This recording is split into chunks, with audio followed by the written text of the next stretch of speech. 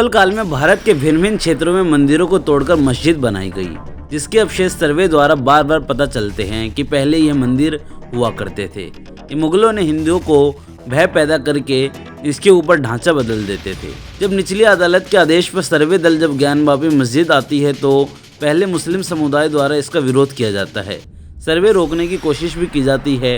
जब सर्वे दल मस्जिद के अंदर जाती है तो वहाँ हिंदू प्रतीक चिन्ह दिखाई पड़ते हैं। भगवान शंकर जी की शिवलिंग मिलती है जिसमें लोग वजू किया करते थे। मुस्लिम समुदाय के लोग, हिंदू धर्म के लोग जिसे शिवलिंग मान रहे हैं, मुस्लिम समुदाय के लोग उसे फव्वारा बता रहे हैं। इसके बाद बहस छिड़ती है शिवलिंग बनाम फव्वारा, और हिंदू धर्म पर बार बार आपत्तिजनक टिप्पणी की जाती है, जिससे हिंदू धर्म के लोगों में आक्रोश है। इसी को लेकर हमारे संवाददाता शंभू शरण ने कुछ विशेष समाज सेवी से बात की। देखिए पूरी रिपोर्ट। कि वहाँ पर जहाँ पे शिवलिंग मिले हैं वहाँ पर ये लोग वजू किया करते थे, हाथ मुंह धोया करते थे, वहाँ पर अपना गंदा पानी डाला करते थे। ये है आप लोगों की गंगा जमुनी तहजीब, ये है आप लोगों की गंगा जमुनी तहजीब।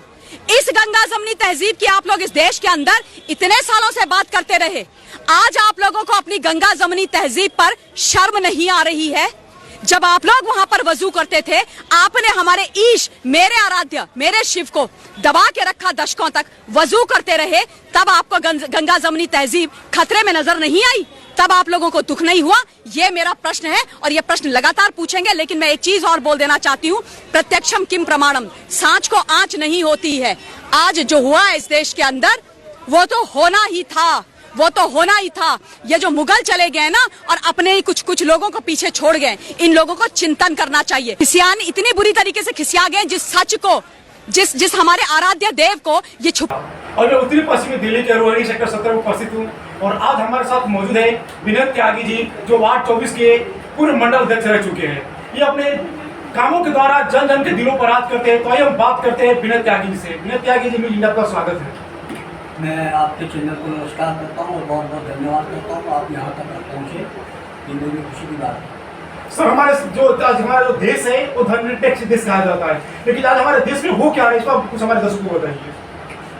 हमारे देश में हिंदू एकता की बहुत बड़ी कमी है। आज हमारा देश पिछड़ रहा है तो सिर्फ जातिवाद के कारण, क्योंकि हिंदू एक नहीं है, वो आपस में बटा हुआ है। अभी जो मुद्दा देश में गरमाया हुआ है वो है ज्ञानवापी मस्जिद। इसको नाम से ही पता लग जाएगा आपको कि ये मस्जिद नहीं है।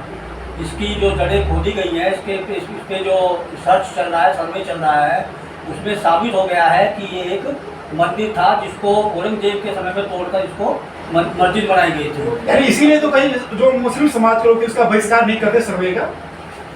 मुस्लिम लोग सर्वे का बहिष्कार क्यों करेंगे? अभी नहीं वहाँ कर रहे थे, वो सर्वे करने से होगा जा रहा था उनको। हाँ, वो सर्वे करने से इसीलिए रोक रहे थे कि उनकी सच्चाई जो सामने ना आ जाए, क्योंकि उनको भी पता है कि उनके पास मस्जिद के लिए कोई जगह नहीं थी। और जितनी भी मस्जिद, यहाँ लगभग 30,000 मस्जिद भारत के अंदर बनी हुई है, वो मंदिर को तोड़ के ही बनाई गई हैं। उसी के अंदर ये अब सर्वे हुआ है। किसी ने, हमारी जो 5 बहनें हैं जिन्होंने पिटीशन दायर की है कोर्ट में, उसी के कारण ये संभव हो पाया और हम उनको सलाम करते हैं कि उन्होंने इस काम के लिए अपने आप को आगे रखा। यानी करीब श्रृंगार बोरी का पूजा के अधिकार मांगते मांगते शिवलिंग तक पहुँच की बात है ये।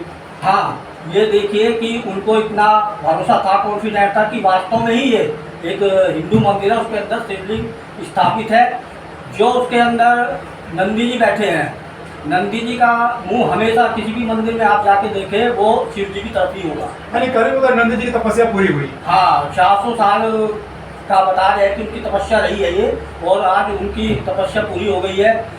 उसमें आज ये जो मुस्लिम समुदाय के लोग हैं बता रहे हैं कि ये फव्वारा है, उसको भी बरगलाने की कोशिश कर रहे हैं। हमें ये बता दो, हम ही सिर्फ एक चीज़ पूछते हैं कि 400 साल पहले कौन सा फव्वारा होता था, वो किस बिजली से चलता था? हमें सिर्फ ये बता दे, हम मान लेंगे कि वो फव्वारा है। वही तो कहा जा रहा है कि जैसे शिवलिंग के बारे में पता चला था, फव्वारा बनाम शिवलिंग का बस छिड़ चुकी है सोशल मीडिया पे। और इसमें हमारे जो काफी लोग ऐसे लोग हैं जो हमारे भगवानों पर अभद्र टिप्पणी करते हैं, उसके बारे में आप क्या कहना चाहेंगे? एक समुदाय विशेष जिसकी मुझे ऐसे उसमें नहीं आना चाहिए, लेकिन जिस प्रकार से वो गंदी भद्दी टिप्पणियाँ कर रहे हैं हिंदुओं के मंदिर के ऊपर या शिवलिंग के ऊपर, वो बहुत ही निंदनीय है। और मैं उसकी घोर भर्त्सना करता हूँ कि ऐसे लोग, ऐसा समाज जिनकी कुरान शरीफ के अंदर लिखा हुआ है कि आपको गैर हिंदू को मारना है, तो वही काम औरंगजेब ने, बाबर ने, मुगलों ने, लुटेरों ने यहाँ पे किया था और वही इनकी सोच है। तो ये उसी के अंतर्गत ये काम कर रहे हो। ऐसी गंदी गंदी सोच केवल एक अमानवीय इंसान की हो सकती है। बिनय त्यागी, जब ये सुनने में आया क्या कि एक दिल्ली के ड्यू के प्रोफेसर रतनलाल जी, उन्होंने हमारे भगवान शिव पर एक भद्र टिप्पणी की है जिसके खिलाफ काफी हमारे हिंदू समाज जनक्रोश है, तो उसके बारे में क्या कहना चाहेंगे आप? अगर हिंदू होकर भी हिंदू का सम्मान नहीं कर सकता तो उसके जीवन को धिक्कार है। ऐसे लोगों के खिलाफ सरकार को देशद्रोह और धर्म के विरुद्ध बोलने वालों के लिए सजा का प्रावधान होना चाहिए देश के अंदर। देखिए 20 सालों से 15 सालों से देखने में आ रहा है कि दिल्ली में एमसीडी की सरकार है, काफी लोग अतिक्रमण हुआ है। अब ये जो एमसीडी द्वारा हमें बुलडोजर नीति लागू की गई है उस पर कुछ हमारे दर्शकों को बताइए आप। जो बुलडोजर की नीति आई है देश के अंदर, सबसे पहले हमारे योगी जी ने उत्तर प्रदेश में शुरू की और उससे इतना काम आसान हुआ है, इतना अच्छा रूप निखर के आया है उत्तर प्रदेश का और उससे पब्लिक बहुत ज़्यादा खुश है। और हम यही चाहेंगे कि जहाँ भी अतिक्रमण है वो किसी भी स्टेट में हो, वो अतिक्रमण है जो अवैध है, जहाँ पे नहीं होना चाहिए, जहाँ खास करके सड़कों पे, उसको हटाना बहुत जरूरी है। उसके लिए बुलडोजर बहुत बढ़िया चीज़ है। वही शाहीन बाग में गए थे आपको बुलडोजर चलाने के लिए, वहाँ काफी समस्याओं का सामना करना पड़ा। ऐसी कौन कौन समस्या आपके सामने आई? शाहीन बाग में जो मेन मुद्दा है वहाँ पे अमानुतुल्लाह खां है। जैसे ही वहाँ पे बुलडोजर जब पहुँचा वो अपने सैकड़ों साथियों के साथ वहाँ पे आ गया और उसने बुलडोजर को नहीं चलने दिया। उसने वहाँ से जो अवैध अतिक्रमण था वो 2 रात पहले सारा साफ करा दिया कि एमसीडी आएगी तो उसको कुछ नहीं मिलेगा और हमारे पास मुद्दा होगा कि भाई यहाँ अतिक्रमण नहीं है, आपने इसको हटा दिया है। लेकिन जैसे ही हम एमसीडी वापस लौटती है वो फिर से अतिक्रमण जो का हो जाता है। अगर वहाँ पे बांग्लादेशी ना हो, आप जाके वहाँ पे आज की तारीख में चेक कर लीजिए कि आपको 75% बांग्लादेशी मिलेंगे। ये रोहिंग्या मिलेंगे तभी तो NMAR उसको CA को ये डांट रहे हैं कि कह रहे हैं कि नहीं ये लागू नहीं होना चाहिए। लागू हो गया तो जितने भी विदेशी रोहिंग्या यहाँ पे बसे हुए हैं सबको बाहर जाना पड़ेगा।